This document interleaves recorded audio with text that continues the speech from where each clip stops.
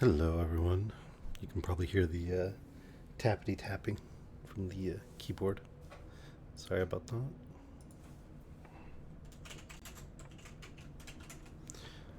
Just wrapping up the last couple things. Hey, little dude. How are you? Ready for some more spooky vampires?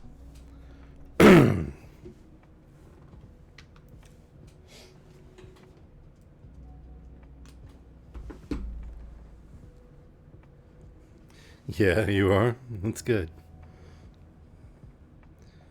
Alright, well, let me get my tea going.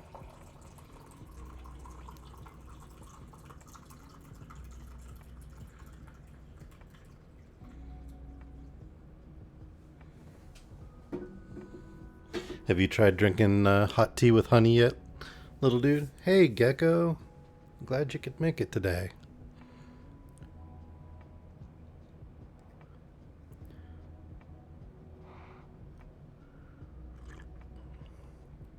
So my dream is for like all of the regulars to have a pot of tea and a copy of the book we're reading in front of them, so we can all like read along together and have tea and chill out.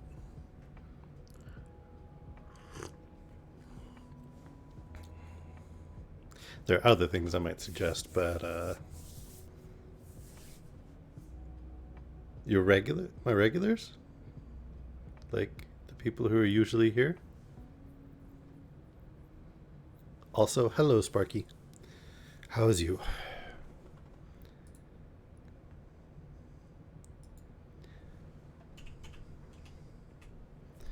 Also, apparently, I goofed. I mixed up my time zone calculations. Oh, yes. I thought it was good, appropriate. It's kind of what Dracula does, right? He gets the vampire's kiss. So I thought a little bit of like quoting Prince would be all right, or the artist formerly known as Prince.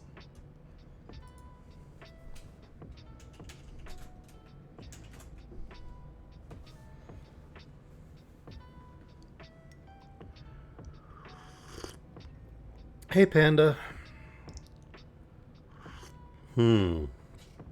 Halibut chopped salad and avocado. Tea's pretty good, but that'd be all right too. How are you preparing the halibut?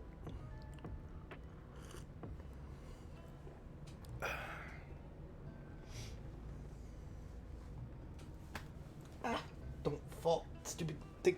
Okay.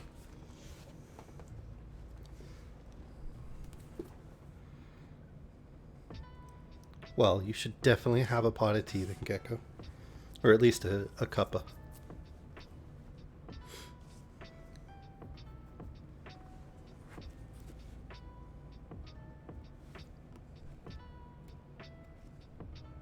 I was reading a book by a Russian author, a modern book. He was having the main character complain that his father, who was an admiral in the Russian Navy, wanted his tea made like nuclear reactor fuel, and it was a pound of tea to a cup of water. Hello, Omnimon. Yeah, hello. Ooh, I get a pick of the dinner. Awesome. It does look tasty. Still not giving up my pot of tea there, though. Gotta have that tea. All right. So, what'd you guys think of Yeats yesterday? You want some more Yeats? Or should we go with Baudelaire to open? Let's see. What do we got?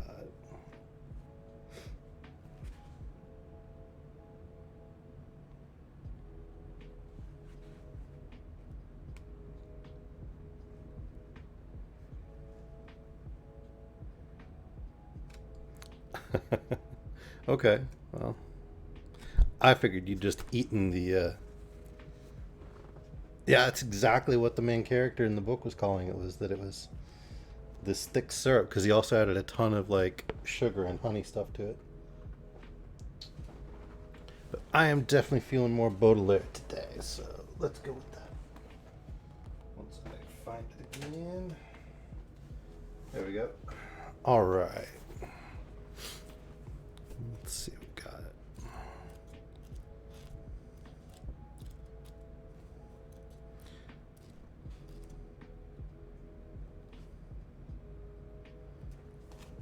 All right, let's go with The Fountain. So for any of you that are following along, this is Flowers of Evil by Baudelaire and Further Poems. And it's called The Fountain. Stay one moment as you are, in the tired pose where pleasure touched you, closing your sad stare, leaving you innocent, gay and pure. In the courtyard, the perpetual fountain ruminates nightly and daily. Hey, Omni, thanks for the follow. And that reminded me to flip over to the screen for Dracula. Sorry, poem. Ruminates nightly and daily. Its whisper prolongs the ecstasy which you in the evening have given. The fountain's lifted sheaf of wavering flowers, where moonlight darts as if to disclose all its colors, falls in a wide scarf of shining tears. So your secret soul, summoned by the electric touch of pleasure, springs, confident of its end, to the huge sky's mysterious lure, then pauses, hesitates, expands in a wide, reluctant shower, which invisibly descends to where my heart hides for its hour. The fountain's lifted sheaf of wavering flowers, where moonlight darts as if to disclose all its colors, falls in a wide scarf of shining tears. O you whom the dark brightens, my heart, swaying between your breasts, listens to that other heart whose beat is heard incessantly in the fountains. Musical water, moon, trees, whose shiver surrounds the dark shine of night, opening into mysteries. Your sad clarity mirrors mine. The fountain's lifted sheaf of wavering flowers, where moonlight darts as if to disclose all its colors, falls in a wide scarf of shining tears.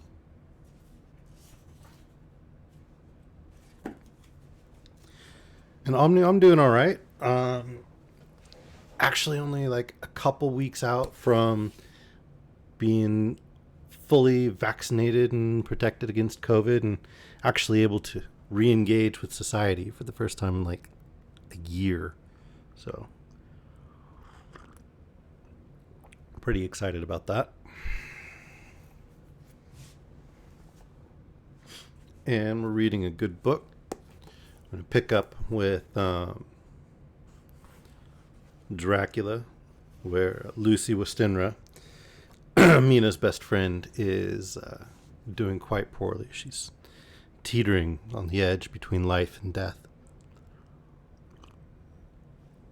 Meanwhile, Mina has gone to an asylum in Budapest where she retrieved her husband, well, now husband, because they got married in the asylum, to bring him back to England after he had been out of his head and mind sick for about 6 weeks after his escape from the castle of Dracula in Transylvania. Dracula arrived in England on the death ship Demeter, with the captain's corpse lashed to the wheel, steering the harbor in on the wings of the storm into the safe harbor at Whitby, where Mina and marrying a guy in an insane asylum, yeah, there's definitely some questionable decision making there. I agree completely. But Mina and Lucy were initially in Whitby visiting Lucy's mother, and then it seems that I think Lucy's heading home now. Oh yeah. You know, to be fair, I think both girls almost pulled that off, as one of the men that propositioned Lucy was the head of the insane asylum that Renfield lives in, which is part of one of our little subplots.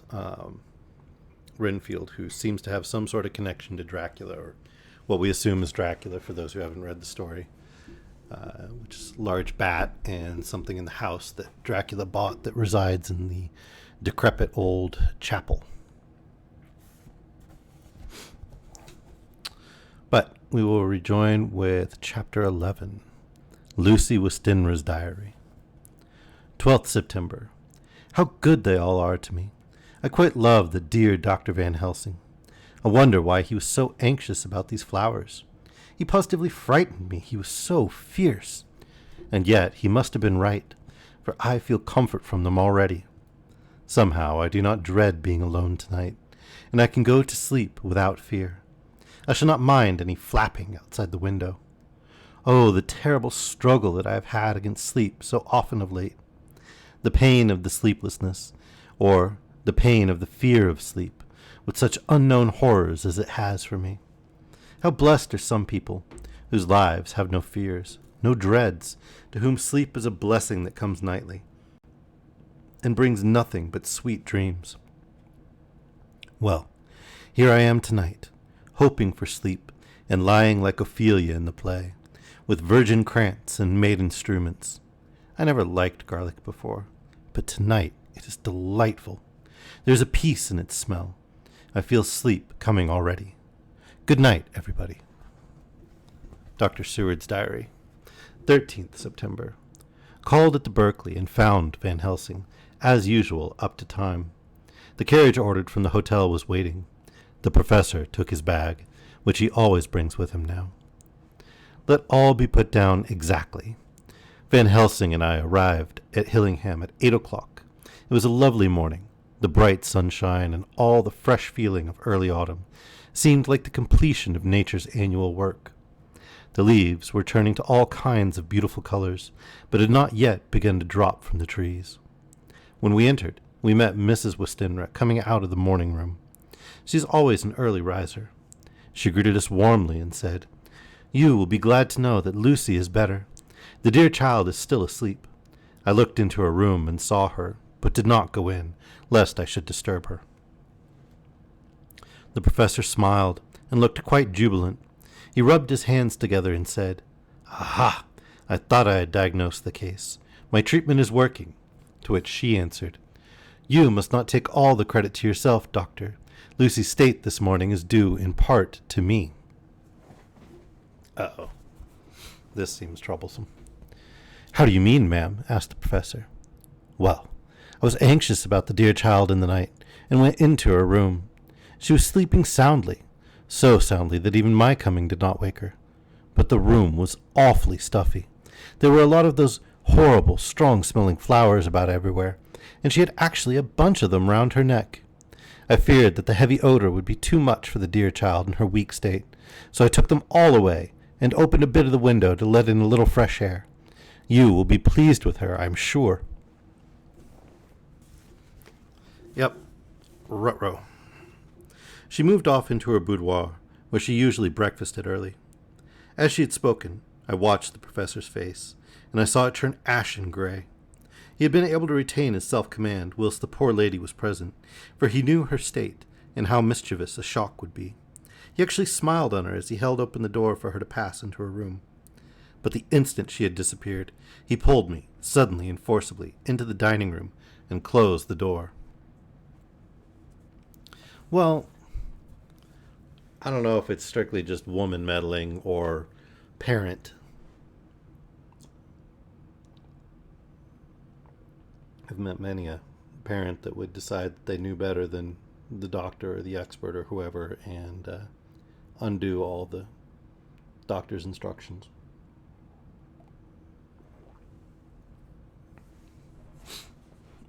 And as that is her only parent, it's the only character possible of doing that meddling.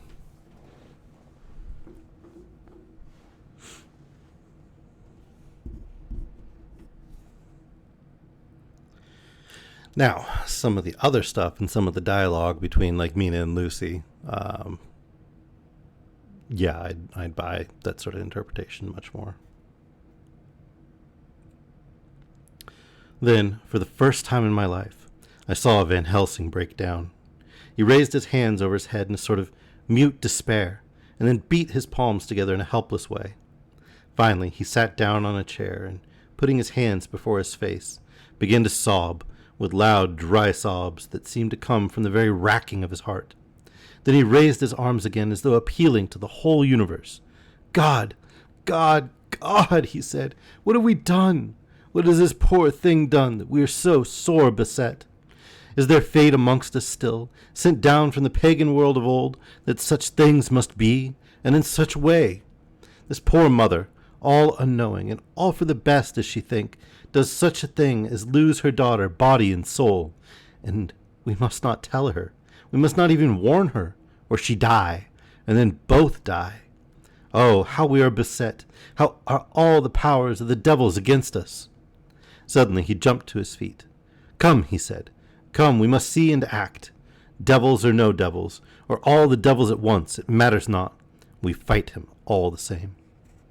He went to the hall door for his bag, and together we went up to Lucy's room. Once again I drew up the blind, whilst Van Helsing went towards the bed.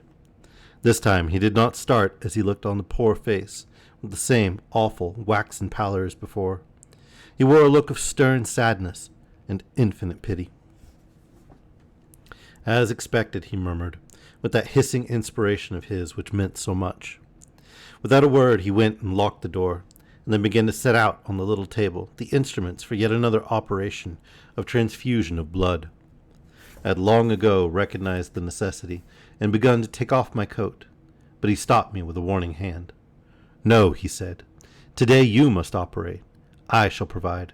You are weakened already.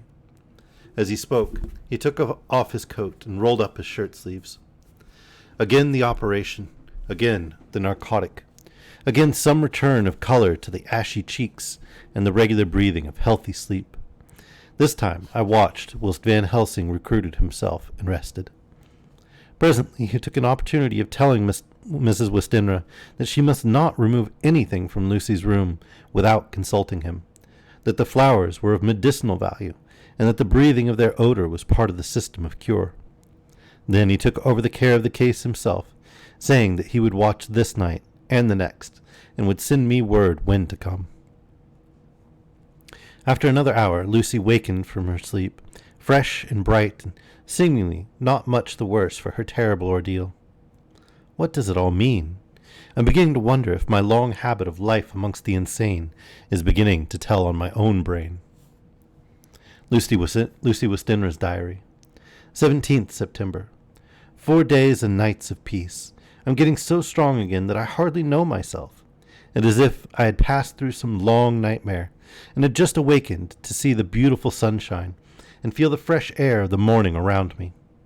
I have a dim half-remembrance of long, anxious times of waiting and fearing, darkness in which there was not even the hope, not even the pain of hope to make present distress more poignant, and then long spells of oblivion, and the rising back to life as a diver coming up through a great press of water. Since, however, Dr. Van Helsing has been with me, all this bad dreaming seems to have passed away. The noises that used to frighten me out of my wits, the flapping against the windows, the distant voices which seemed so close to me, the harsh sounds that came from I know not where, and commanded me to do I know not what, have all ceased. I go to bed now without any fear of sleep. I do not even try to keep awake. I've grown quite fond of the garlic, and a boxful arrives for me every day from Haarlem. Tonight, Dr. Van Helsing is going away, as he has to be for a day in Amsterdam.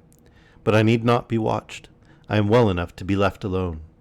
Thank God for mother's sake, and dear Arthur's, and for all our friends who have been so kind. I shall not even feel the change, for last night Dr. Van Helsing slept in his chair a lot of the time. I found him asleep twice when I awoke, but I did not fear to go asleep again, although the boughs or bats or something flapped almost angrily against the window panes. The Pall Mall Gazette, 18th September. The Escaped Wolf. Perilous adventure of our interviewer. Interview with the keeper in the zoological gardens. After many inquiries and almost as many refusals, and perpetually using the words Pall Mall Gazette as a sort of talisman, I managed to find the keeper of the section of the zoological gardens in which the wolf department is included.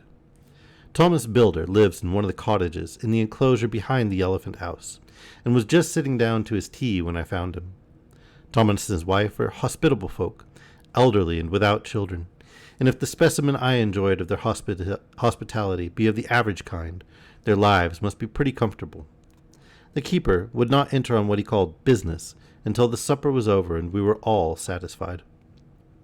Then, when the table was cleared and he had lit his pipe, he said, "Now, sir, you can go on and ask me what you want. You'll excuse me for refusing to talk of professional subjects afore meals. I give the wolves and the jackals and the hyenas and all our section their tea afore I begins to arst them questions." "How do you mean, ask them questions?" I queried, wishful to get him into a talkative humor. "Hitting of them over the head with a pole is one way. Scratching of their ears is another, when gents as is flush wants a bit of a show-off to their gals. I don't so much mind the first, the hitting with a pole afore I chucks in their dinner, but I waits till they've had their sherry and coffee, so to speak, afore I tries on with the ear-scratching. Mind you," he added philosophically, "there's a deal of the same nature in us as in them there animals. Here's you a-comin' and arsking of me questions about my business, and I that grumpy like, that only for your bloomin' arfquid I'd seen you blowed first afore I'd answer. Sorry, some of this is difficult. Not even when you arst me sarcastic like, I'd like you to arst the superintendent if you might arst me questions. Without offense, did I tell you to go to hell? You did. And when you said you'd report me for using of obscene language that was hitting me over the head, but the arfquid made that all right.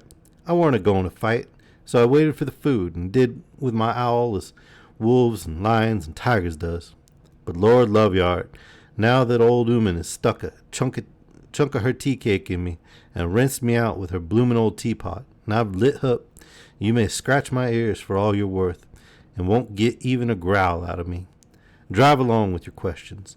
I know what you're comin' at, that 'ere escaped wolf." "Exactly. I want you to give me your view of it. Just tell me how it happened, and when I know the facts, I'll get you to say what you consider the cause of it, and how you think the whole affair will end." "All right, Governor. This here's about the old story. That 'ere wolf, what we called Berserker, was one of the 3 grey ones that come from Norway to Jamrocks, when we bought off him 4 years ago. He was a nice, well-behaved wolf, and never gave no trouble to talk of. I'm more surprised at him for wanting to get out nor any other animal in the place. But there, you can't trust wolves no more nor women." "Don't you mind him, sir," broke in Mrs. Tom with a cheery laugh. "He's got mindin' the animals so long that blessed if he ain't like a old wolf hisself. But there ain't no harm in him." "Well, sir, it was about 2 hours after feeding yesterday when I first hear my disturbance. I was making up a litter in the monkey house for a young puma which is ill, when I heard the yelping and howling, and I came away straight. There was Berserker tearing like a mad thing at the bars as if he wanted to get out.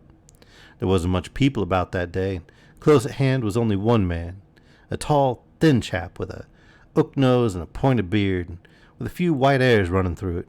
He had a hard, cold look and red eyes, and I took a sort of mislike to him, for it seemed as if it was him as they was irritated at. He had a white kid gloves on his hands, and he pointed out the animals to me and says, 'Keeper, these wolves seem upset at something.' 'Maybe it's you,' says I, for I did not like the airs he gives himself. He didn't get angry, as I hoped he would, but he smiled, a kind of insolent smile, with a mouth full of white, sharp teeth. 'Oh, no, they wouldn't like me,' he says. 'Oh, yes, they would,' says I, imitating him. 'They always like a bone or two to clean their teeth on about tea time, which you has a bagful.' Well, it was an odd thing, but when the animals seen us talking, they laid down, and when I went over to Berserker, he let me stroke his ears, same as ever. Then their man came over, blessed but if he didn't put in his hand and stroke the old wolf's ears too. 'Take care,' says I, 'Berserker's quick.' 'Never mind,' he says, 'I'm used to him.' 'Are you in the business yourself?' I says, taking off my hat, for a man what trades in wolves, etc., is a good friend to keepers. 'No,' says he, 'not exactly in the business, but I have made pets of several.' And with that he lifts up his hat as polite as Lord and walks away. Old Berserker kept looking at him till he was out of sight, and then went and lay down in a corner. Wouldn't come out the old evening. Well, last night, as soon as the moon was up, the wolves up here all began howling. There wasn't nothing for them to howl at. There warn't nothing near, except for some one that was evidently a calling a dog somewheres out back of the gardens in the park road. Once or twice I went out to see that all was right, and it was, and then the owling stopped. Just before 12 o'clock, I took a look around before I turned in and bust me, but when I came opposite to old Berserker's cage, I see the rails broken, twisted about, and the cage empty. And that's all I know for certain. Did anyone else see anything? One of our gardeners was coming home about that time from an army when he sees a big gray dog coming out through the garden edges. At least so he says, but I don't give much for it myself. For if he did, he never saw a word about it to his missus when he got him. And it was only after the escape of the wolf was made known, and we had been up all night a-hunting of the park for Berserker, that he remembered seeing anything. My own belief is that the armory had got into his head. Now, Mr. Builder, can you account in any way for the escape of the wolf?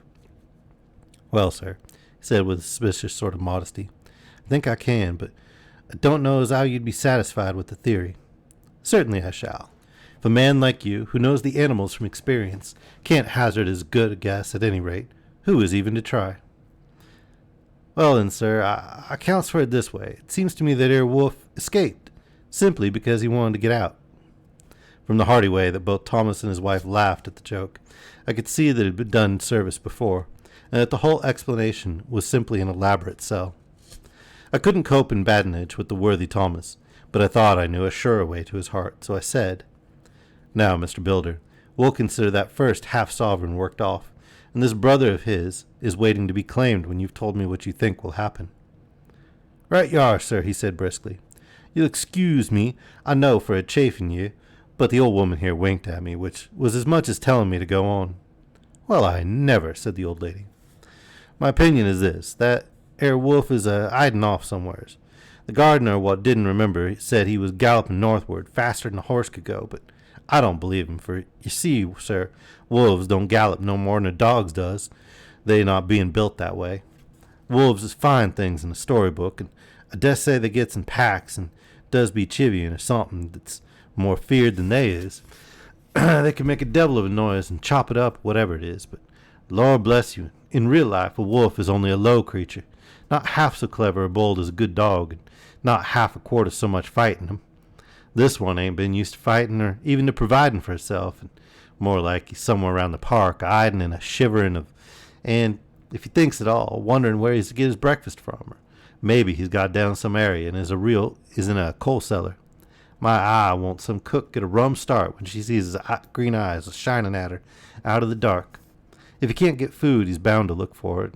Mayhap he may chance to light on a butcher shop in time. If he don't, and some nursemaid goes walking off with a soldier, leaving of the infant in the perambulator, well, then I shouldn't be surprised if the census is one babby the less, that's all. I was handing him the half-sovereign when something came bobbing up against the window, and Mr. Builder's face doubled its natural length with surprise. God bless me, he said, if there ain't old Berserker come back by himself. He went to the door and opened it. A most unnecessary proceeding, as it seemed to me. I've always thought that a wild animal never looks so well as when some obstacle of pronounced durability is between us. A personal experience has intensified rather than diminished that idea. After all, however, there is nothing like custom, for neither Builder nor his wife thought any more of the wolf than I should of a dog. The animal itself was as peaceful and well behaved as that father of all picture wolves, Red Riding Hood's quondam friend, whilst moving her confidence in masquerade. The whole scene was an unutterable mixture of comedy and pathos. The wicked wolf that was for half a day had paralyzed London and set all the children in the town shivering in their shoes, was there in a sort of penitent mood, and was received and petted like a sort of vulpine prodigal son. Old Builder examined him all over with the most tender solicitude, and when he had finished with his penitent, said, There, I knew the poor old chap would get into some kind of trouble. Didn't I say it all along? Here's his head all cut and full of broken glass. He's beginning over some bloomin' wall or other. It's a shame that people are allowed to top their walls with broken bottles. This here's what comes of it. Come along, Berserker. He took the wolf and locked him up in a cage, with a piece of meat that satisfied, in quantity at any rate, the elementary conditions of the fatted calf, and went off to report. I came off too, to report the only exclusive information that is given today regarding the strange escapade at the zoo.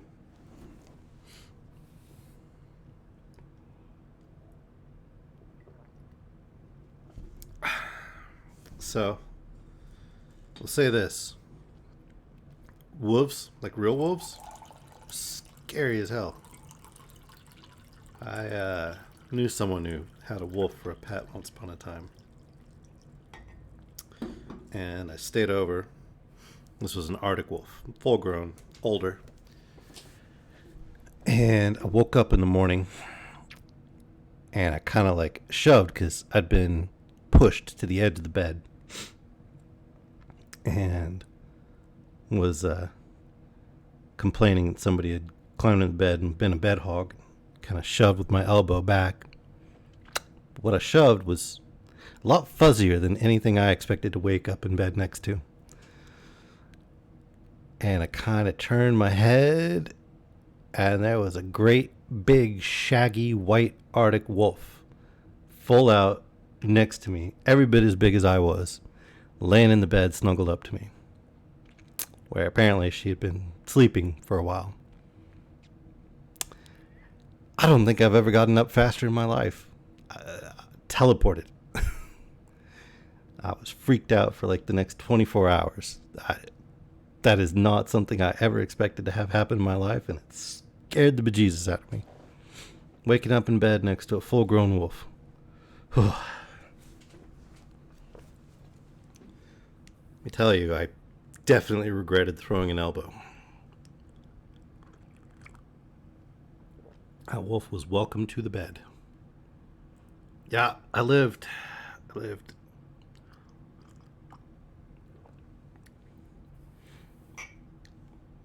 And like I said, she was older, had some arthritis, made her a little cranky from time to time, so she might have taken a snap at me, especially if I had hit a joint that was sore.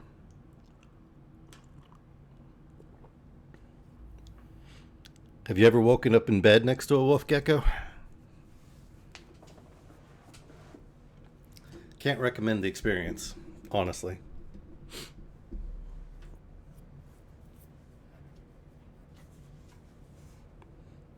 Of course, everybody else in the house thought it was absolutely hilarious.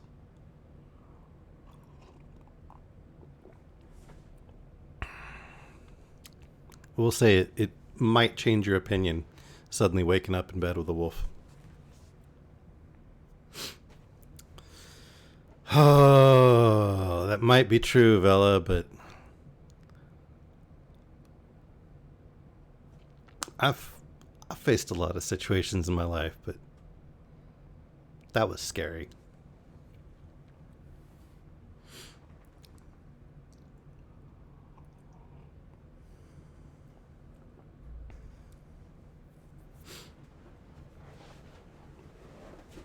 All right.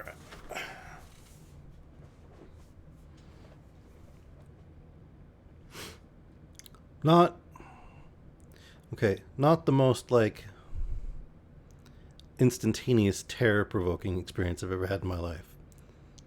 But that's a story I can't tell. So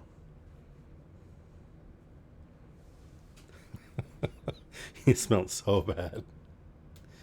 Yeah, this one was not a mix. This was pure. Now, she'd had a number of like hybrid pups over the years, but this particular one was purebred or pure wolf. All right, Dr. Seward's diary. Like rotten cranberries?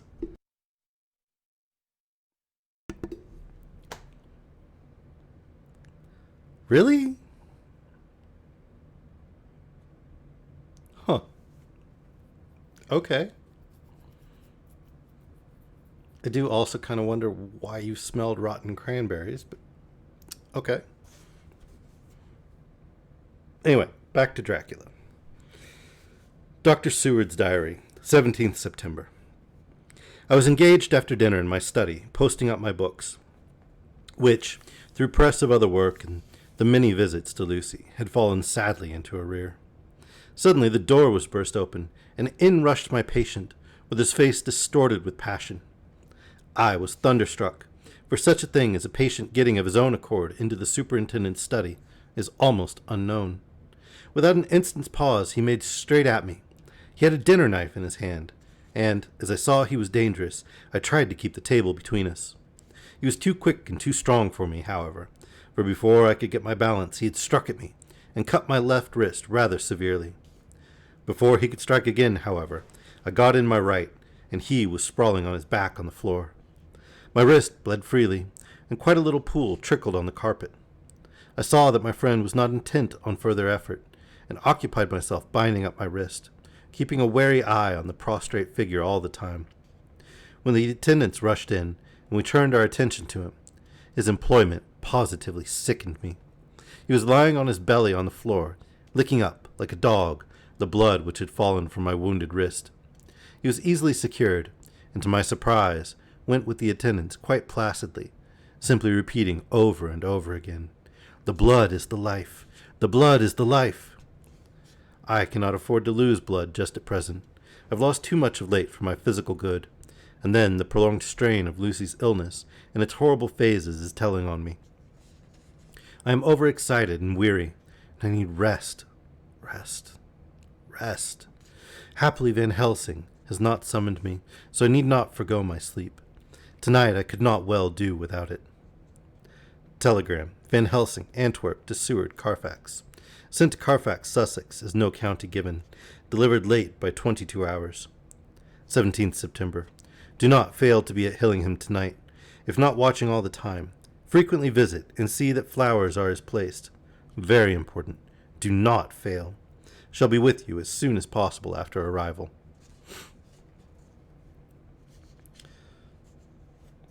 Dr. Seward's Diary, 18th September. Just off for train to London. The arrival of Van Helsing's telegram filled me with dismay. A whole night lost, and I know by bitter experience what may happen in a night. Of course, it is possible that all may be well, but what may have happened? Surely there is some horrible doom hanging over us that every possible accident should thwart us in all we try to do. I shall take this cylinder with me, and then I can complete my entry on Lucy's phonograph. Memorandum left by Lucy Westenra. 17th September, night. I write this and leave it to be seen, so that no one by may any chance get into trouble through me. This is an exact record of what took place tonight. I feel I am dying of weakness, and have barely strength to write, but it must be done if I die in the doing. I went to bed as usual, taking care that the flowers were placed as Dr. Van Helsing directed, and soon fell asleep. I was wakened by the flapping at the window, which had begun after that sleepwalking on the cliff at Whitby when Mina saved me, and which now I know so well. I was not afraid, but I did wish that Dr. Seward was in the next room, as Dr. Van Helsing had said he would be, so that I might have called him. I tried to go to sleep, but could not. Then there came to me the old fear of sleep, and I determined to keep awake. Perversely, sleep would try to come then when I did not want it, so, as I feared to be alone, I opened my door and called out, "Is there anybody there?" There was no answer. I was afraid to wake Mother, and so closed my door again.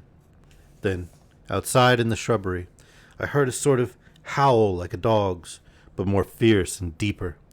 I went to the window and looked out, but could see nothing except a big bat, which had evidently been buffeting its wings against the window. So I went back to bed again, but determined not to go to sleep. Presently the door opened, and Mother looked in, seeing by my moving that I was not asleep, came in and sat by me.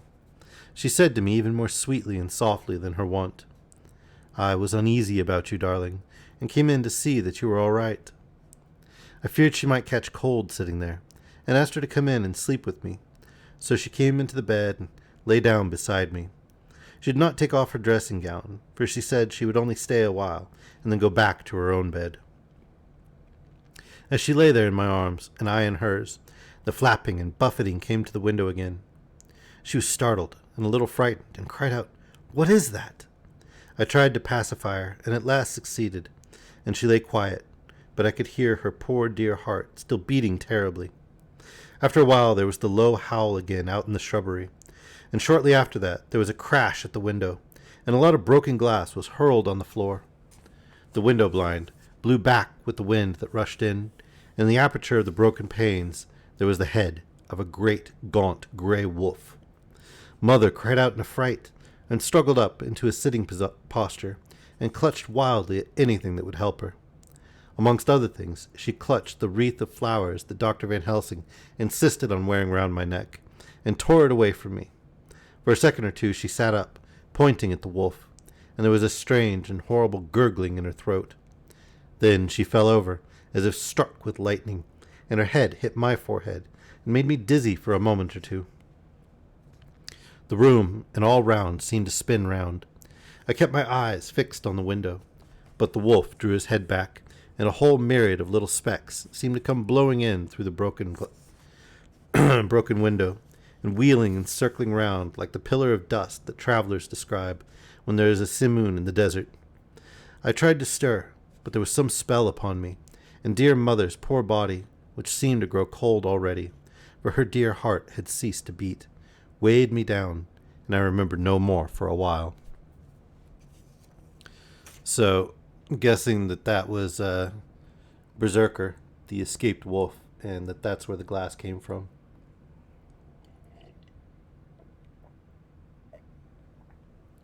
That was embedded in his head. Not from trying to climb over somebody's wall. The time did not seem long, but very, very awful, till I recovered consciousness again. Somewhere near, a passing bell was tolling. The dogs all round the neighborhood were howling, and in our shrubbery, seemingly just outside, a nightingale was singing. I was dazed and stupid with pain and terror and weakness, but the sound of the nightingale seemed like the voice of my dear mother come back to comfort me. The sounds seemed to have awakened the maids, too, for I could hear their bare feet pattering outside my door. I called to them, and they came in, and when they saw what had happened, and what it was that lay over me on the bed, they screamed out.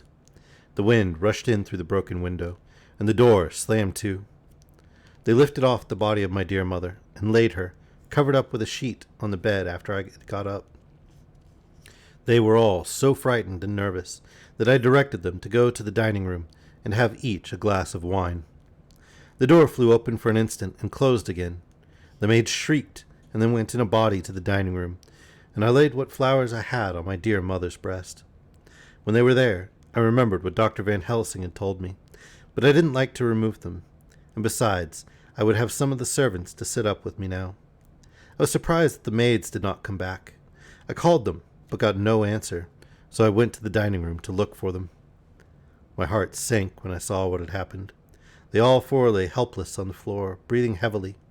The decanter of sherry was on the table, half full, but there was a queer, acrid smell about. I was suspicious and examined the decanter.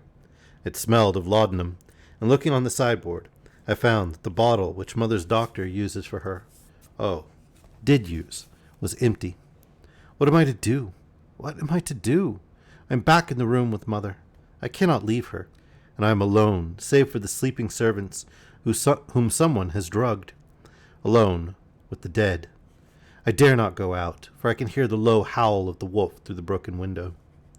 The air seems full of specks, floating and circling in the draught from the window, and the lights burn blue and dim. What am I to do? God, shield me from harm this night.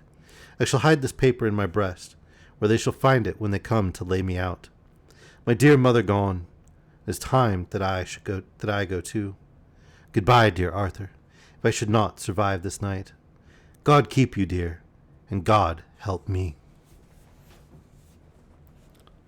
Poor Lucy.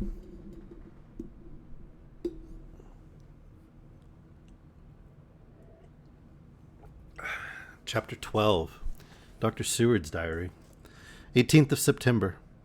I drove at once to Hillingham and arrived early. Keeping my cab at the gate, I went up to the avenue alone. I knocked gently and rang as quietly as possible, for I feared to disturb Lucy or her mother, and hoped to only bring a servant to the door. After a while, finding no response, I knocked and rang again. Still no answer. I cursed the laziness of the servants that they should lie abed at such an hour, for it was now 10 o'clock, and so rang and knocked again, but more impatiently, but still without response. Hitherto I had blamed only the servants, but now a terrible fear began to assail me. Was this desolation but another link in the chain of doom which seemed drawing tight around us? Was it indeed a house of death to which I had come too late? I knew that minutes, even seconds of delay, might mean hours of danger to Lucy, if she had had again one of those frightful relapses, and I went round the house to try if I could find, by chance, an entry anywhere. I could find no means of ingress. Every window and door was fastened and locked, and I returned baffled to the porch. As I did so, I heard the rapid pit-pat of a swiftly driven horse's feet. They stopped at the gate, and a few seconds later I met Van Helsing running up the avenue. When he saw me, he gasped out, "Then it was you, and just arrived. How is she? Are we too late? Did you not get my telegram?"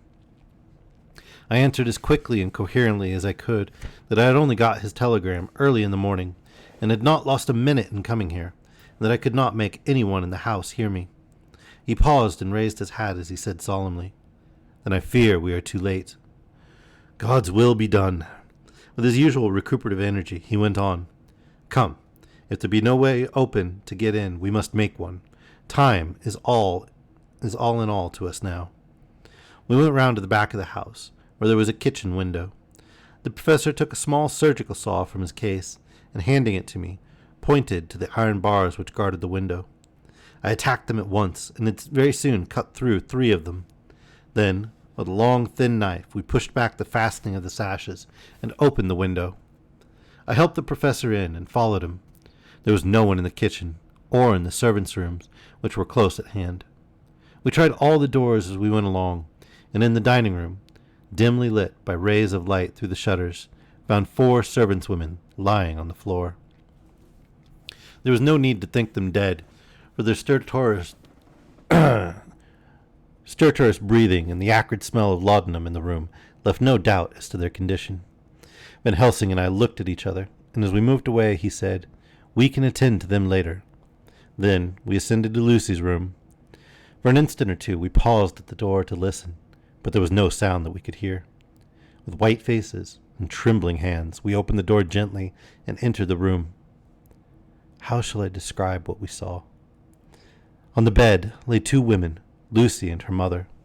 The latter lay farthest in, and she was covered with a white sheet, the edge of which had been blown back by a draught through the broken window, showing the drawn white face with a look of terror fixed upon it. By her side lay Lucy, with her face white and still more drawn. The flowers which had been round her neck we found upon her mother's bosom, and her throat was bare, showing the 2 little wounds which he had noticed before, but looking horribly white and mangled. Without a word, the professor bent over the bed, his head almost touching poor Lucy's breast. Then he gave a quick turn of his head, as of one who listens, and leaping to his feet, he cried out to me, "It's not yet too late! Quick! Quick! Bring the brandy!" I flew downstairs and returned with it, taking care to smell and taste it, lest it too were drugged, like the decanter of sherry which I found on the table. The maids were still breathing, but more restlessly, and I fancied that the narcotic was wearing off. I did not stay to make sure, but returned to Van Helsing. He rubbed the brandy, as on another occasion, on her lips and gums, and on her wrists and the palms of her hands. He said to me, "I can do this, all that can be at the present. You, go wake those maids. Flick them in the face with a wet towel, and flick them hard. Make them get heat and fire and a warm bath. This poor soul is nearly as cold as that beside her. She'll need to be heated before we can do anything more." I went at once, and found little difficulty in waking 3 of the women.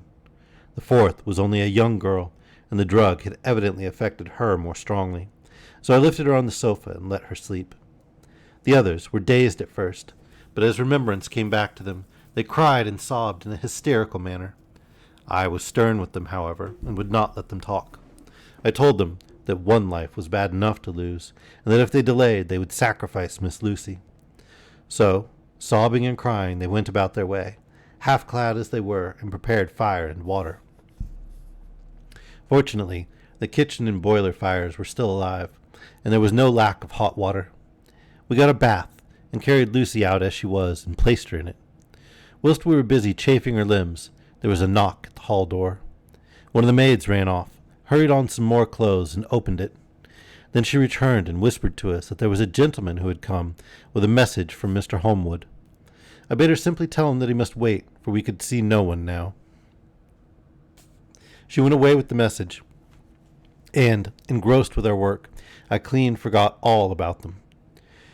I never saw in all my experience the professor work in such deadly earnest. I knew, as he knew, that it was a stand-up fight with death, and in a pause told him so. He answered me in a way that I did not understand, but with the sternest look that his face could wear. If that were all, I would stop here where we are now, and let her fade away into peace, for I see no light in life over her horizon. He went on with his work, with, if possible, renewed and more frenzied vigor. Presently, we both began to be conscious that the heat was beginning to be of some effect. Lucy's heart beat a trifle more audibly to the stethoscope, and her lungs had a perceptible movement. Van Helsing's face almost beamed, and as we lifted her from the bath and rolled her in a hot sheet to dry her, he said to me, "The first gain is ours. Check to the king." We took Lucy into another room, which had by now been prepared, and laid her in her bed and forced a few drops of brandy down her throat. I noticed that Van Helsing tied a soft silk handkerchief round her throat. She was still unconscious, and was quite as bad, if not worse, than we had ever seen her. Van Helsing called in one of the women, and told her to stay with her and not to take her eyes off her till we returned, and then beckoned me out of the room. "We must consult as to what is to be done," he said, as we descended the stairs. In the hall, he opened the dining-room door, and we passed in, he closing the door carefully behind him. The shutters had been opened, but the blinds were already down, with that obedience to the etiquette of death which the British woman of the lower classes always rigidly observes. The room was, therefore, dimly dark. It was, however, light enough for our purposes. Van Helsing's sternness was somewhat relieved by a look of perplexity. He was evidently torturing his mind about something. So I waited for an instant, and he spoke. "What are we to do now? Where are we to turn for help? We must have another transfusion of blood, and that soon, or that poor girl's life won't be worth an hour's purchase. You are exhausted already.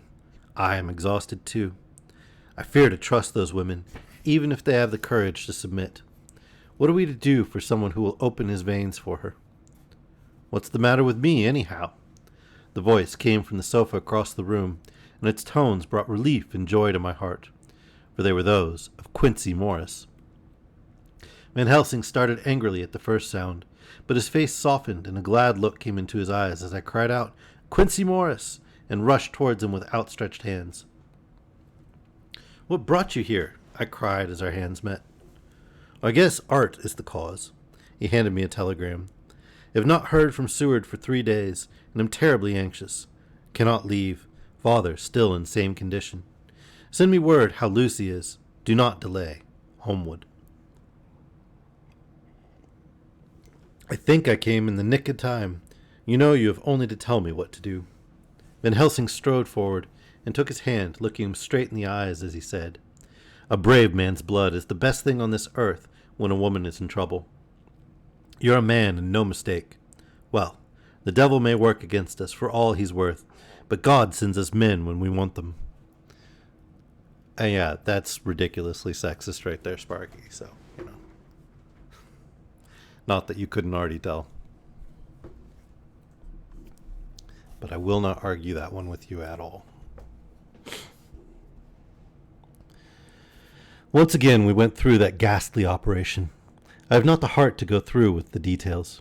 Lucy had got a terrible shock, and it told on her more than before, for though plenty of blood went into her veins, her body did not respond to the treatment as well as on other occasions.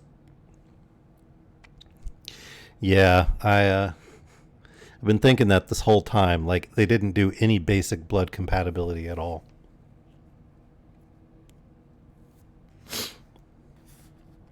Maybe that's why this one isn't working as well. Mr. Quincy isn't compatible. Not the right type of blood.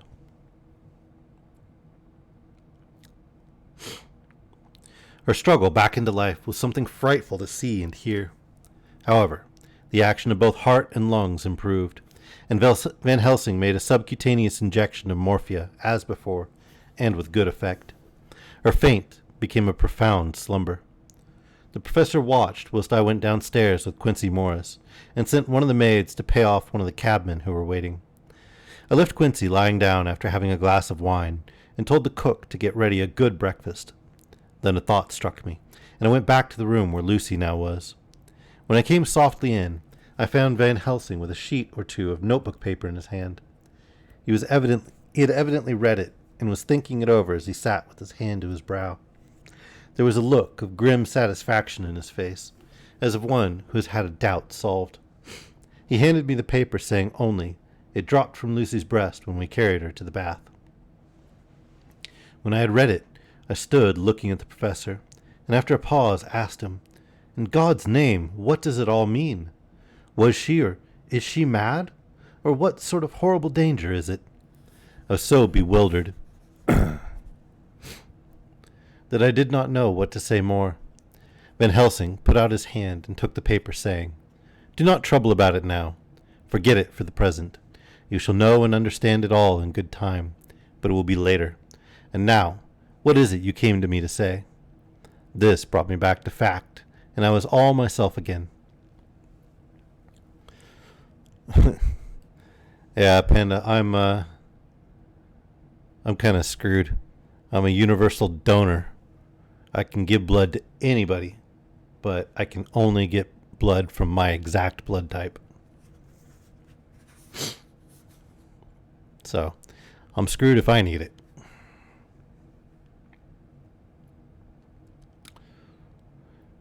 Alright. I came to speak about the certificate of death. If we do not act properly and wisely, there may be an inquest, and that paper would have to be produced. I am in hopes that we need have no inquest, for if we had, it would surely kill poor Lucy, if nothing else did. I know, and you know, and the other doctor who attended her knows, that Mrs. Westenra had disease of the heart, and we can certify that she died of it. Let us fill up the certificate at once, and I shall take it myself to the registrar and go on to the undertaker. Good. Oh, good, my friend John. Well thought of. Truly, Miss Lucy, if she be sad in the foes that beset her, is at least happy in the friends that love her. 1, 2, 3, all open their veins for her, besides one old man. Ah, yes, I know, friend John, I am not blind. I love you all the more for it. Now go.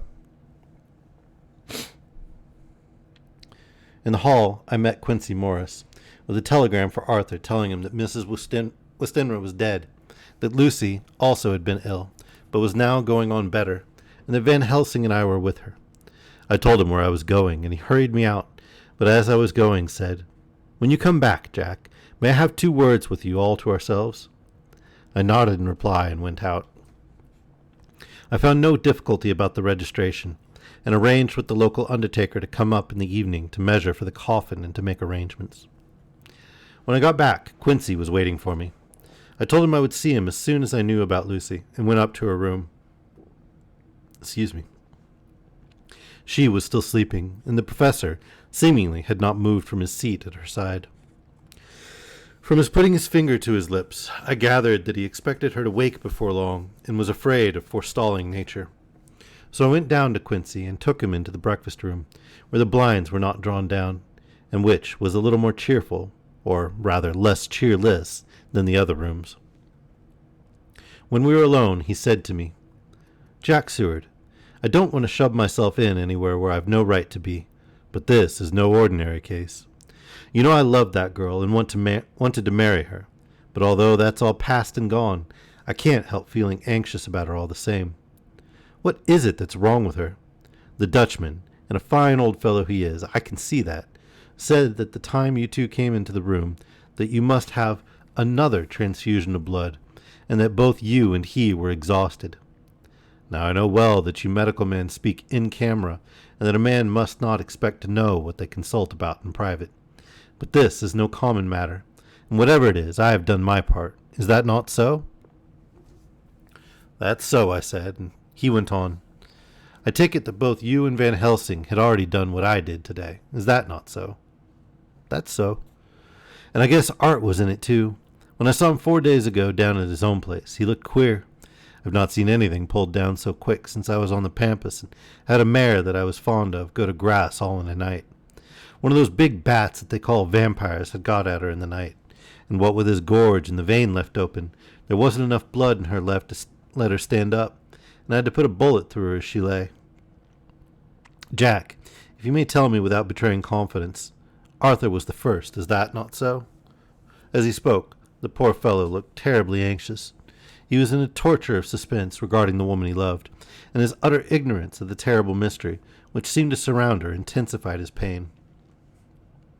His very heart was bleeding, and it took all the manhood of him, and there was a royal lot of it too, to keep him from breaking down. I paused before answering, for I felt that I must not betray anything which the professor wished kept secret, but already he knew so much, and guessed so much, that there could be no reason for not answering. So I answered in the same phrase, "That's so." "How long has this been going on?" "About 10 days. 10 days! Then I guess, Jack Seward, that poor pretty creature that we all love has had put into her veins within that time the blood of 4 strong men. Man alive, her whole body wouldn't hold it." Then, coming close to me, he spoke in a fierce half-whisper. "What took it out?"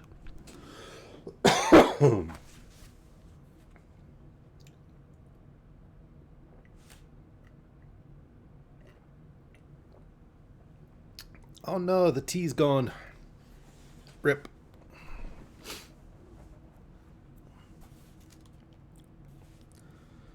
I shook my head. "That," I said, "is the crux. Van Helsing is simply frantic about it, and I am at my wit's end. I can't even hazard a guess. There's been a series of little circumstances which have thrown out all our calculations as to Lucy being properly watched. But these shall not occur again. Here we stay until all be well. Or ill." Quincy held out his hand. "Count me in," he said. "You and the Dutchman will tell me what to do, and I'll do it." "Oh, no's indeed." When she woke late in the afternoon, Lucy's first movement was to feel in her breast, and to my surprise produced the paper which Van Helsing had given me to read. The careful professor had replaced it where it had come from, lest on waking she should be alarmed. Her eyes then lit on Van Helsing, and on me too, and gladdened. Then she looked around the room, and seeing where she was, shuddered.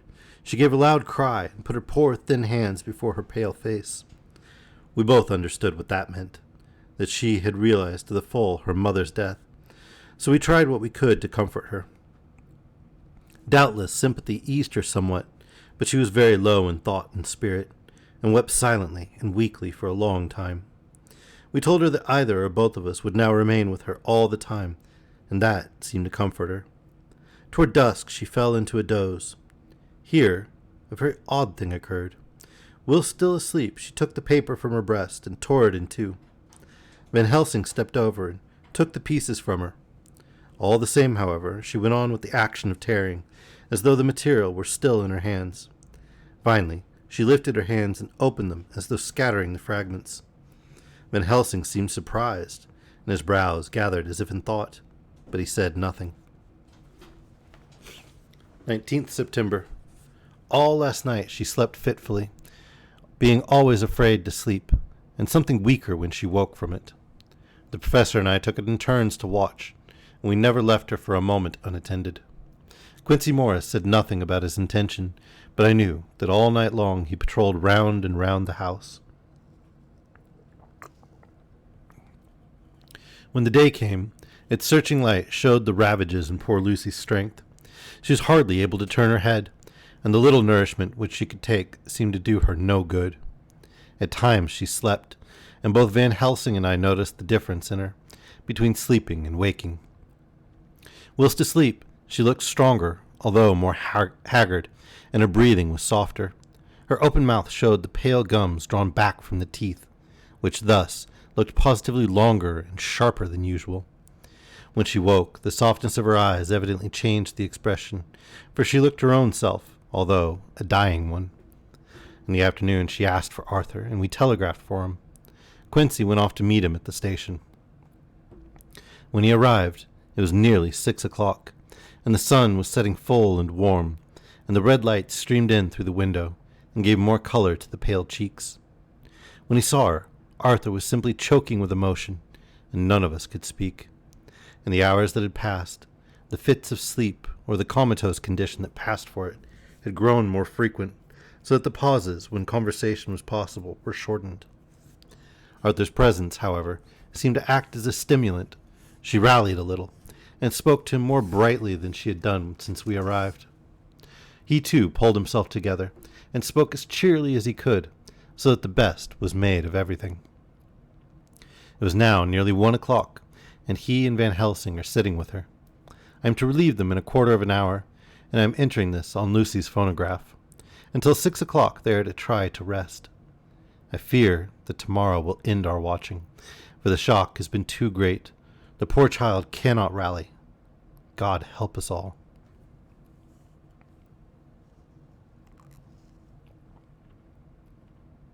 Letter. Mina Harker to Lucy Westenra. Unopened by her, meaning Lucy never got to read this one. 17th September. My dearest Lucy, it seems an age since I heard from you, or indeed since I wrote. You will pardon me, I know, for all my faults when you have read all my budget of news. Well, I got my husband back all right. When we arrived at Exeter, there was a carriage waiting for us, and in it, though he had an attack of gout, Mr. Hawkins.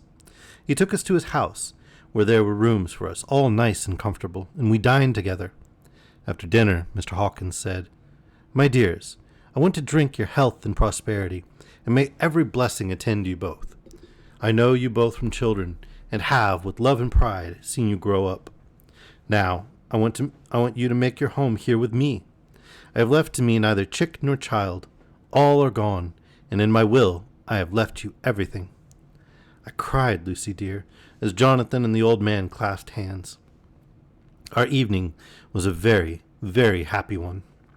So here we are, installed in this beautiful old house, and from both my bedroom and the drawing room I can see the great elms of the cathedral close, with their great black stems standing out against the old yellow stone of the cathedral, and I can hear the rooks overhead, cawing and chattering and gossiping all day, after the manner of rooks and humans.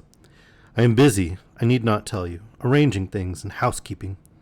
Jonathan and Mr. Hawkins are busy all day, for now that Jonathan is a partner, Mr. Hawkins wants to tell him all about the clients. How is your dear mother getting on? I wish I could run up to town for a day or two to see you, dear, but I dare not go yet, with so much on my shoulders, and Jonathan wants looking after still. He is beginning to put some flesh on his bones again, but he was terribly weakened by the long illness. Even now, he sometimes starts out of his sleep in a sudden way, and awakes all trembling until I can coax him back to his usual placidity. However, thank God, these occasions grow less frequent as the days go on, and they will, in time, pass away altogether, I trust. And now I have told you my news. Let me ask yours. When are you to be married, and where? And who is to perform the ceremony, and what are you to wear, and is there to be a public or a private wedding? Tell me all about it, dear. Tell me about everything, for there is nothing which interests you which will not be dear to me. Jonathan asked me to send his respectful duty, but I do not think that is good enough from the junior partner of the important firm Hawkins and Harker. And so, as you love me and he loves me, and I love you with all the moods and tenses of the verb, I send you simply his love instead. Goodbye, my dearest Lucy, and all blessings on you. Yours, Mina Harker. Report from Patrick Hennessy, M.D. Wow, that's a lot of letters. MRCSLKQCPI, etc., to John Seward, M.D. I have no idea what title that stands in for. That is a lot of letters. My dear sir, in accordance with your wishes, I enclose report of the conditions of everything left in my charge. With regard to patient Renfield, there is more to say. He's had another outbreak, which might have had a dreadful ending, but which, as it fortunately happened, was unattended with any unhappy results. This afternoon, a carrier's cart with 2 men made a call at the empty house, whose grounds abut on ours. the house to which, you will remember, the patient twice ran away. Definitely alphabet, Doctor. The men stopped at our gate to ask the porter their way, as they were strangers. I was myself looking out of the study window, having a smoke after dinner, and saw one of them come up to the house. As he passed the window of Renfield's room, the patient began to rate him from within, and called him all the foul names he could lay his tongue to. The man, who seemed a decent fellow enough, contented himself by telling him to shut up for a foul-mouthed beggar, whereon our man accused him of robbing him and wanting to murder him, and said that he would hinder him if he were to swing for it. I opened the window and signed to the man not to notice, so he contented himself after looking the place over, and making up his mind as to what kind of a place he had got to by saying, "Lord bless you, sir, I wouldn't mind what was said to me in a bloomin' madhouse. I pity ye and the governor for having to live in the house with a wild beast like that." Then he asked his way civilly enough, and I told him where the gate of the empty house was. He went away, followed by threats and curses and revilings from our man. I went down to see if I could make out any cause for his anger, since he is usually such a well-behaved man, and except his violent fits, nothing of the kind had ever occurred. I found him, to my astonishment, quite composed and most genial in manner. I tried to get him to talk of the incident, but he blandly asked me questions as to what I meant, and led me to believe that he was completely oblivious of the affair. It was, I'm sorry to say, however, only another instance of his cunning, for within half an hour I heard of him again. This time he had broken out through the window of his room and was running down the avenue. I called to the attendants to follow me, and ran after him, for I feared he was intent on some mischief. My fear was justified when I saw the same cart which had passed before coming down the road, having on it some great wooden boxes. The men were wiping their foreheads and were flushed in the face, as if with violent exercise. Doctor of Medicine, member of the Royal College of Surgeons, licentiate of the King's and Queen's College of Physicians, Ireland, etc., etc. Okay. Wow. Also, that's some good Googling. Nicely done. Still a lot of letters, though.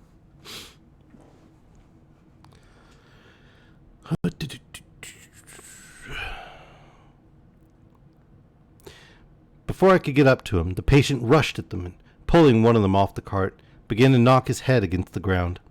If I had not seized him just at the moment, I believe he would have killed the man there and then. The other fellow jumped down and struck him over the head with the butt end of his heavy whip. It was a terrible blow, but he did not seem to mind it, but seized him also, and struggled with the three of us, pulling us to and fro as if we were kittens.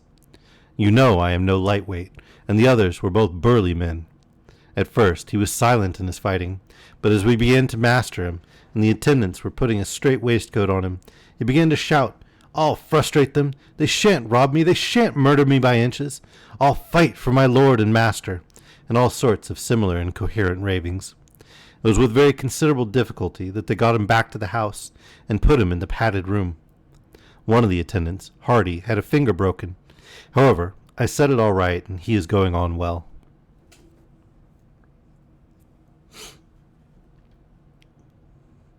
The two carriers were at first loud in their threats of action for damages, and promised to rain all the penalties of the law on us. Their threats were, however, mingled with some sort of indirect apology for the defeat of the two of them by a feeble madman. They said that if it had not been for the way their strength had been spent in carrying and raising the heavy boxes of the cart, they would have made short work of him. They gave as another reason for their defeat the extraordinary state of drought to which they had been reduced by the dusty nature of their occupation, and the reprehensible distance from the scene of their labors of any place of public entertainment. I quite understood their drift, and after a stiff glass of grog, or rather more of the same, and with each a sovereign in hand, they made light of the attack, and swore that they would encounter a worse madman any day for the pleasure of meeting so bloomin' good a bloke as your correspondent. I took their names and addresses in case they might be needed. They are as follows: Jack Smollett of Doty's Rents, King George's Road, Great Walworth, and Thomas Snelling, Peter Farley's Row, Tweed Court, Bethnal Green. They are both in the employment of Harris and Sons, Moving and Shipping Company, Orange Masters Yard, Soho. I shall report to you any matters of interest occurring here, and shall wire you at once if there is anything of importance. Believe me, dear sir, yours faithfully, Patrick Hennessy.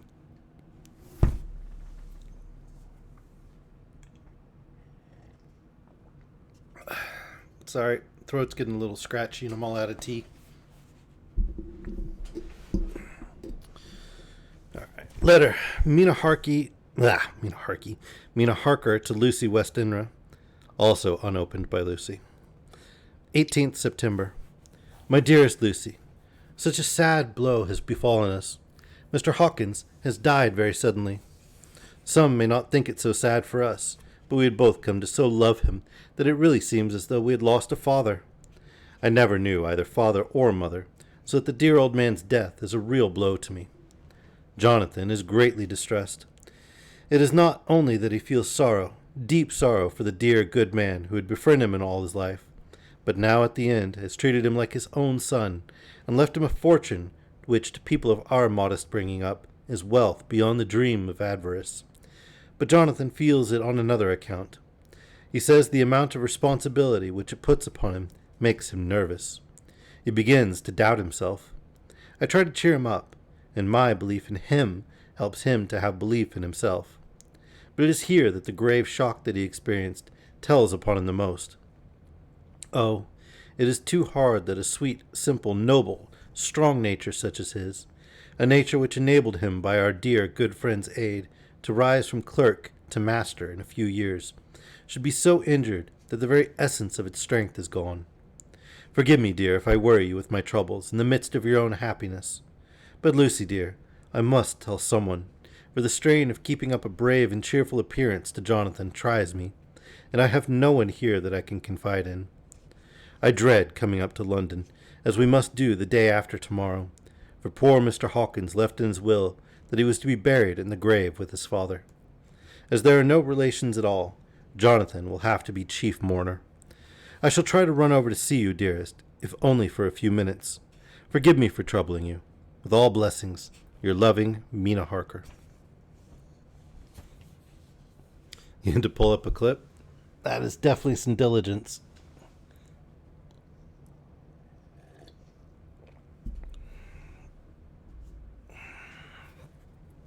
Dr. Seward's Diary, 20th September.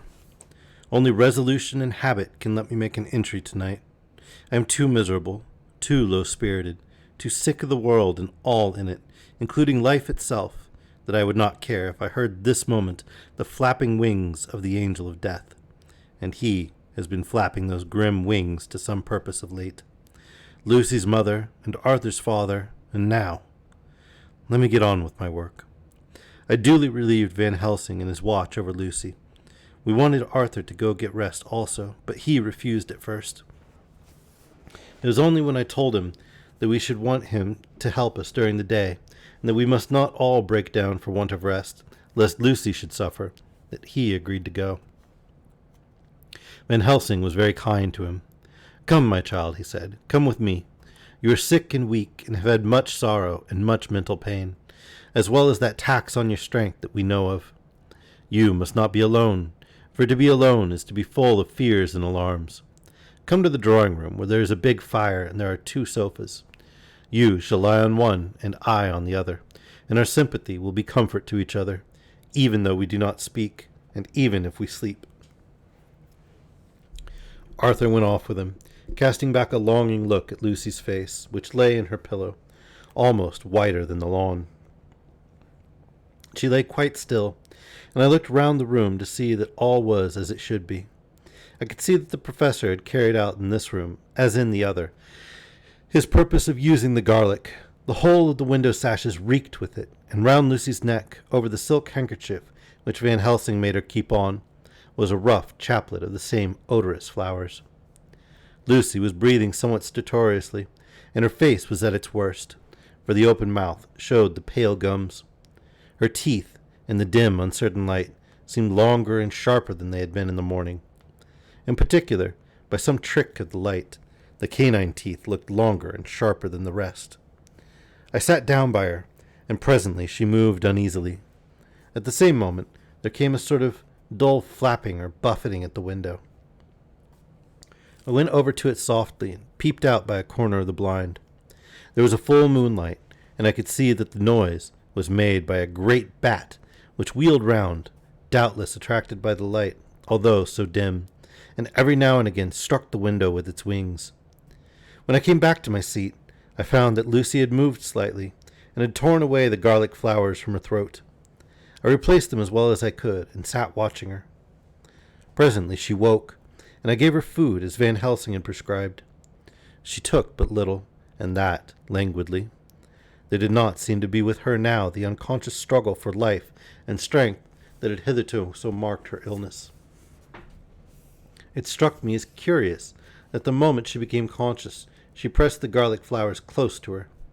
It was certainly odd that whenever she got into that lethargic state, with the stertorous breathing, she put the flowers from her, but that when she waked, she clutched them close.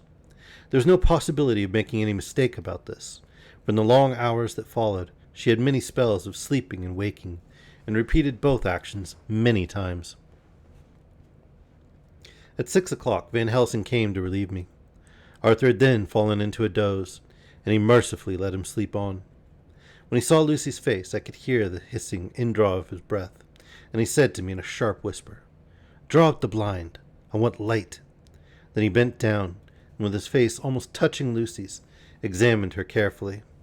He removed the flowers and lifted the silk handkerchief from her throat. As he did so, he started back, and I could hear his ejaculation, "Mein Gott!" as it was smothered in his throat. I bent over and looked, too, and as I noticed, some queer chill came over me. The wounds on the throat had absolutely disappeared. For fully 5 minutes, Van Helsing stood looking at her, with his face at its sternest. Then he turned to me and said calmly, "She is dying. It will not be long now. It will be much difference, mark me, whether she dies conscious or in her sleep. Wake that poor boy, and let him come and see the last. He trusts us, and we have promised him." I went to the dining room and wakened him. He was dazed for a moment, but when he saw that the sunlight streaming in through the edges of the shutters, he thought he was late and expressed his fear. I assured him that Lucy was still asleep, but told him as gently as I could that both Van Helsing and I feared that the end was near. He covered his face with his hands and slid down on his knees by the sofa, where he remained perhaps a minute with his head buried, praying, whilst his shoulders shook with grief. I took him by the hand and raised him up. "Come," I said, "my dear old fellow, summon all your fortitude. It will be best and easiest for her." When we came into Lucy's room, I could see that Van Helsing had, with his usual forethought, been putting matters straight and making everything look as pleasing as possible. He had even brushed Lucy's hair so that it lay on the pillow in its usual sunny ripples. When we came into the room, she opened her eyes, and seeing him, whispered softly, "Arthur, oh my love, I am so glad you have come." He was stooping to kiss her when Van Helsing motioned him back. "No," he whispered, "not yet. Hold her hand. It will comfort her more." So Arthur took her hand and knelt beside her, and she looked her best, with all the soft lines matching the angelic beauty of her eyes. Then gradually her eyes closed, and she sank to sleep. For a little bit her breasts heaved softly, and her breath came and went like a tired child's. And then, insensibly, there came the strange change which I had noticed in the night.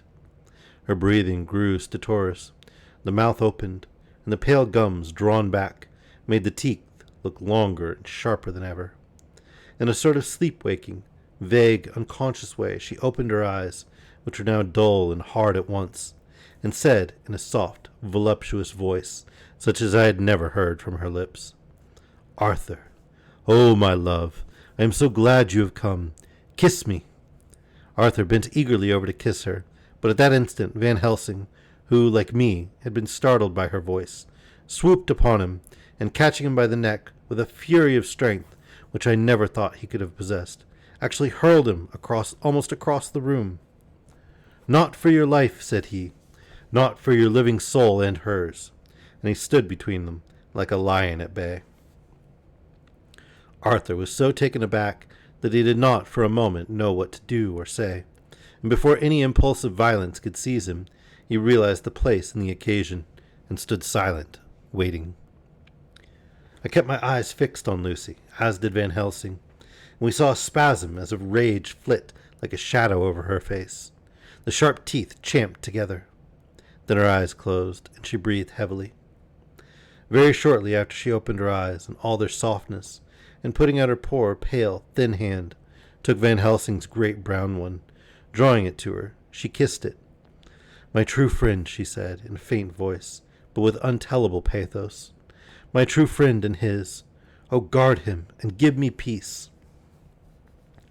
"I swear it," he said solemnly, kneeling beside her and holding up his hand as one who registers an oath. Then he turned to Arthur and said to him, "Come, my child, take her hand in yours and kiss her on the forehead, and only once." Their eyes met instead of their lips, and so they parted. Lucy's eyes closed, and Van Helsing, who had been watching closely, took Arthur's arm and drew him away. And then Lucy's breathing became stertorous again, and all at once it ceased. "It is all over," said Van Helsing. "She is dead." I took Arthur by the arm and led him away to the drawing room, where he sat down and covered his face with his hands, sobbing in a way that nearly broke me down to see. I went back to the room and found Van Helsing looking at poor Lucy, and his face was sterner than ever. Some change had come over her body. Death had given back part of her beauty, for her brow and cheeks had recovered some of their flowing lines. Even the lips had lost their deadly pallor. It was as if the blood, no longer needed for the working of the heart, had gone to make the harshness of death as little rude as might be. We thought her dying whilst she slept, and sleeping when she died. I stood beside Van Helsing and said, "Ah, well, poor girl, there is peace for her at last. It is the end." He turned to me and said with great solemnity, "Not so, alas, not so. It is only the beginning." When I asked him what he meant, he only shook his head and answered, "We can do nothing as yet. Wait and see." All right. I am out of tea and my throat is getting super sore, so I'm going to close this out there and then go take a cough drop. But we will pick up with the, yeah, definitely a cliffhanger. Although, I mean, there is resolution to like the Lucy arc of it. So, you know, it's not total cliffhanger, right? Anyway, let's go raid Alex. Go say hi to him. He's busy trying to make partner.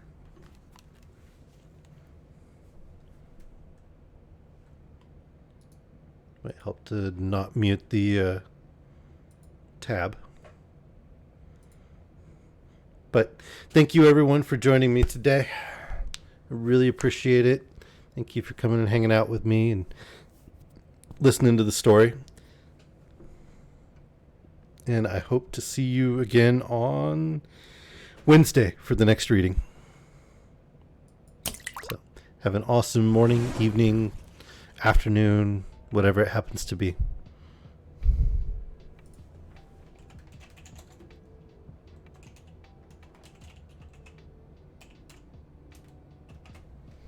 I'm glad you liked it.